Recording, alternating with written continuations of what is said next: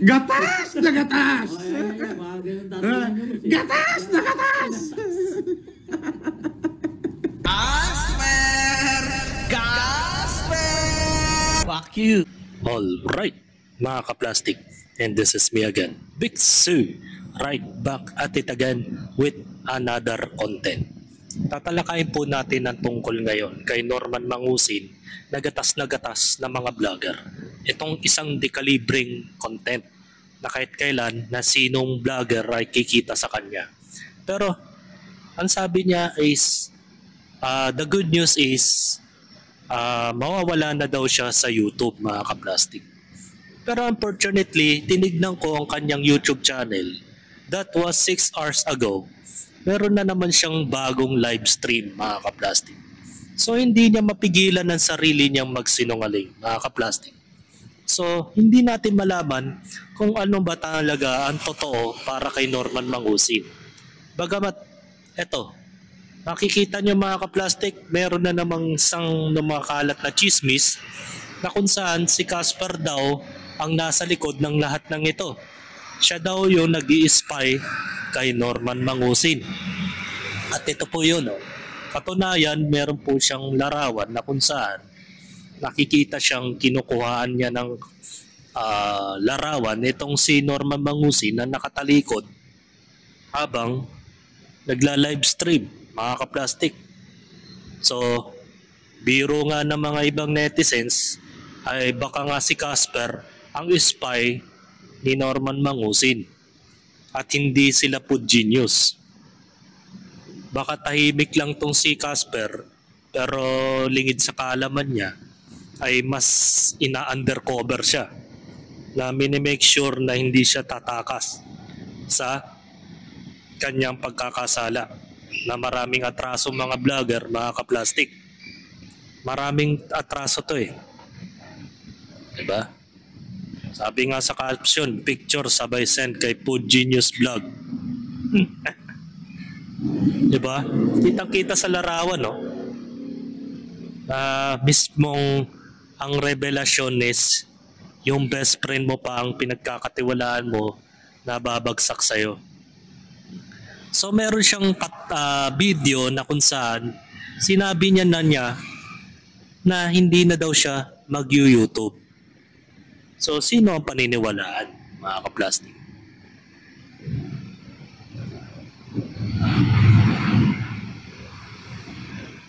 So, panoorin natin tong video na to.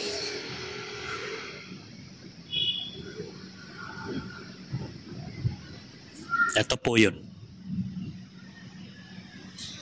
Meron lang ako ibabalita. Ay baka hindi na muna ako mag-YouTube sa mga darating na linggo. That's good. Dahil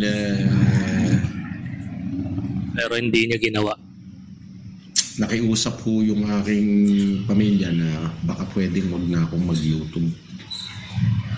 Meron nang nakiusap sa akin na tigilan ko na raw muna mag-YouTube. Lungkot ah. Walang kita. Inang yan. Nung pandemic nga, hindi ako naawat eh. Ngayon pa ako aawatin. Ay magkagulong magkagalit na. Heck na yan. Ayaw niya kasing sinasabihan ng mga kamag-anak niya, mga ka-plastic. Higit sa lahat, hindi siya nagpapa-apekto o nagpapauga. Mismong kamag-anak mo, buti may kamag-anak ka pa, Norman. Sabi mo wala ka ng kamag-anak, si Casper na lang ang kasama mo.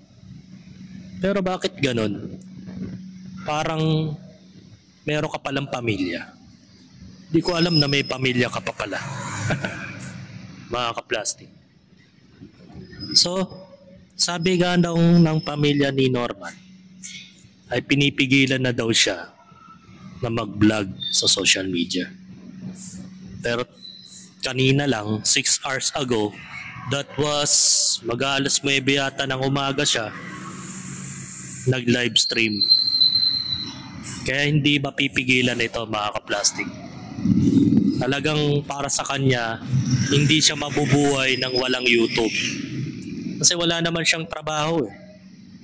At most of the top, nagpapasahod sa kanya ay si Don Batalan, mga kaplastic. Kaya 100% kasinungalingan na naman yan. Sabi nga ni Jaime Soner, nag-comment, mga kaplastic, hype ka Norman, ngayon pa lang ako sisikat, titigil ka na. Apaka mo nanggigigil ako sa'yo. Baga, maraming vlogger na inagrabyado ni Norman Mangusin na gustong bumawi, diba? Gustong bumawi kasi nga gusto niya para makakuha man lang ng monetization, mga kaplastic. Pero yun, mawawala na. Pero hindi ako naniniwalang kaya ni Norman Mangusin na mawala siya sa YouTube, mga kaplastic. Sabi nga ni Randy Marolos, di kinaya ang kalaban. Yeah. Sa TikTok naman, hahasik ng lagim yan. Actually, meron siyang live stream sa TikTok with podcast sa mga kapwa vlogger na yun, parang nagpopondo na naman siya ng tiwala sa mga lolokohin niyang nilalang, mga kaplastic.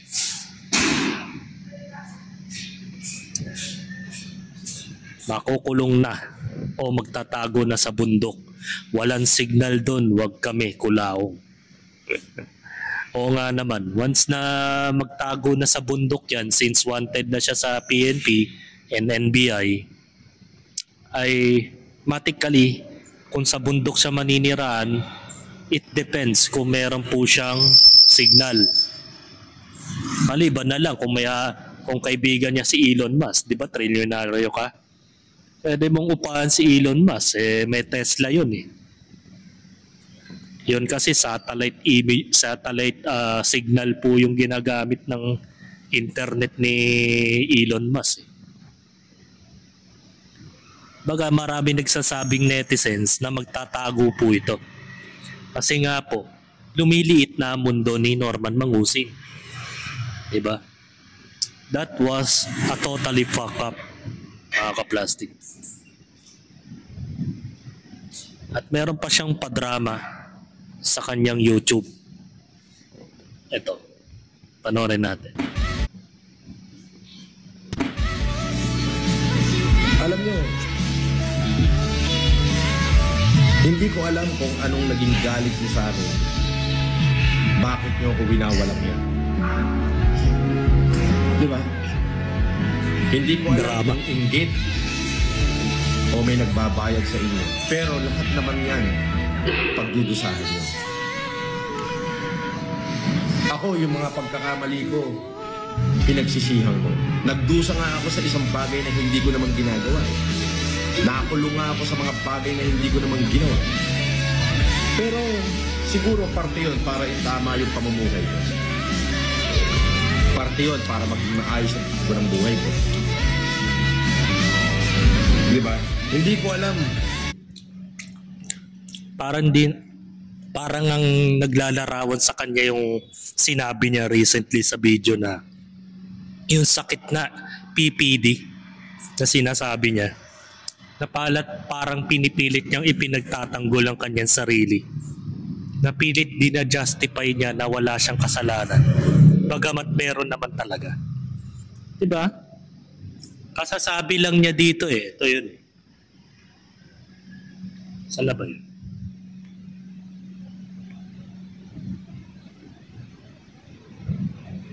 Ito. Kasasabi lang niya eh.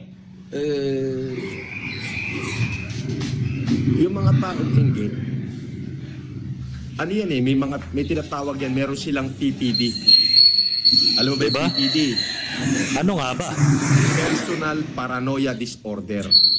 Ano yun? Yung personal paranoia disorder. Kumbaga, ano sila, hindi sila titigin ng kahit anong ebidensya. Dahil galit na galit sila sa'yo, naniniwala sila minsan sa sarili nilang kasinungalingan. Oh, di ba? Tama ba yan? Biruin mo yung naniniwala ka sa sarili mong kasinungalingan. Mahirap yun. Mahirap talaga yun. Sarili mo pinapatamaan mo. Tapos sasabihin mo sa kabilang sa isang video na wala ka namang inaagrabyadong tao. Bakit niyo ako ginaganto? Di ba? Isang malinaw na kabobohan yung magpapaliwanag ka ng ganong video na napakarami ng testimonies, several testimonies na nagpatunay kay Makagago WhatsApp man. Isa na doon si Jaime Senoer, pangalawa si Makmak, di ba?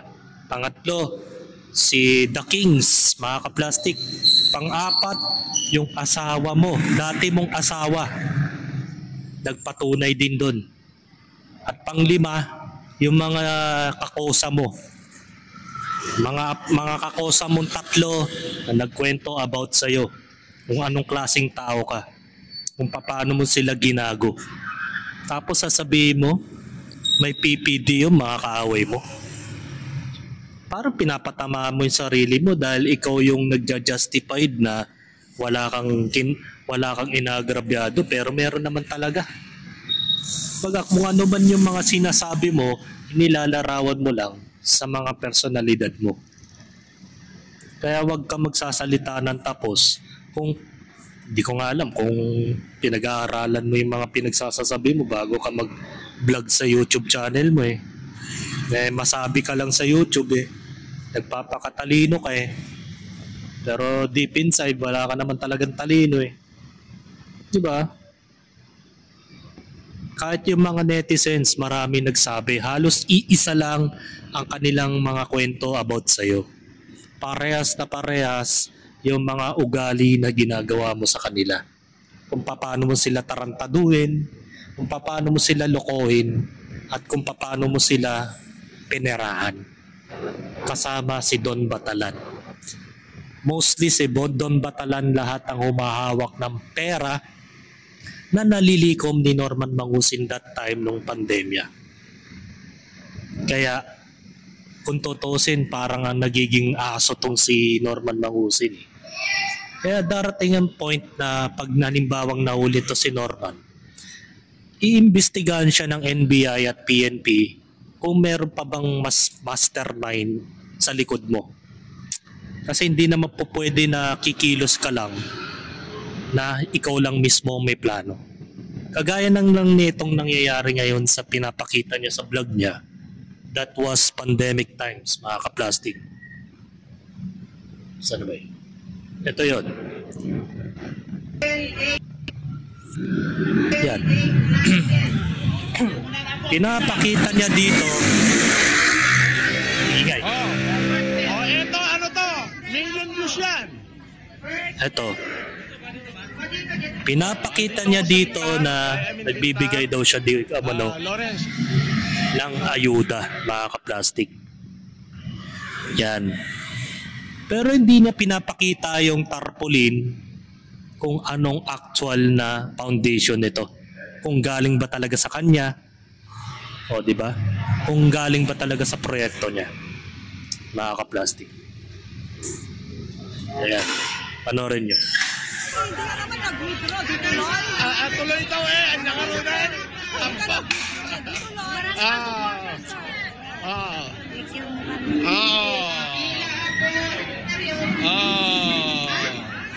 Thank you. Mamimigay na kami ng bigas.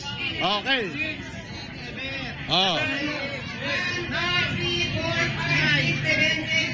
Tinako niya.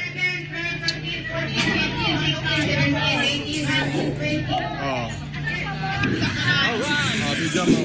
Awas. Yan o, si Don Batalan.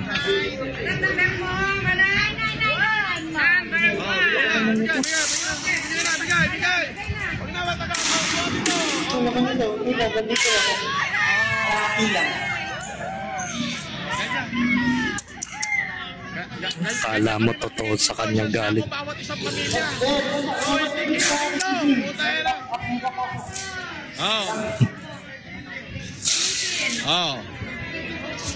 Bintar. January, ano ngayon? January 21. January 2021 at the moment at Bintar, Ilocos Norte.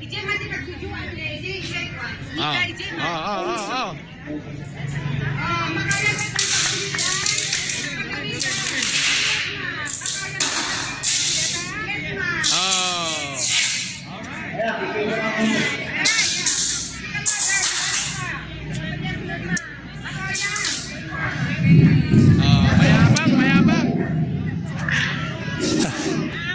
Ba, ikaw. Oh.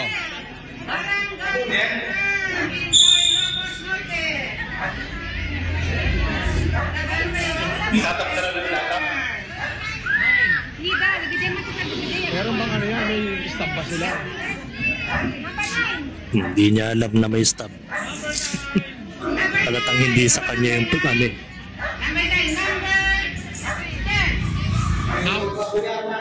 Diba? Kung mapapansin mo, hindi siya inapansin ng mga nakapila doon. Sabi ni Tom, one sack of rice daw, stupido. Inagdagan na naman. Yan yung natatawa dito, mga plastic. Just daw yung laman, sabi. Ayan yan. Sabi nga ni Romeo Lucha, inangkin mo na naman ang bigay ng DSWD, ungas ka. Kaya pansinin mo yung mga tao sa paligid niya, hindi siya pinapansin. Kasi kung galing talaga sa kanya yung ayuda na yan, pagkakaguluhan siya ng tao dun eh. Diba? Ulitin natin. Diba? Oh. Hindi nga siya pinagkakaguluhan ng mga tao dun eh. Wala man lang kahit anong tarpaulin na nakapangalan sa kanilang foundation. Tapos sasabihin niya na sa kanya galing yung ayudang yan. Diba? Latang-alata na nakiki-ride dick siya. Nakiki-dick ride siya sa mga ayuda ng ibang pundasyon. Kaya nga tingnan mo, walang binabanggit yung mga kausap niya na galing sa kanya yung foundation na yan.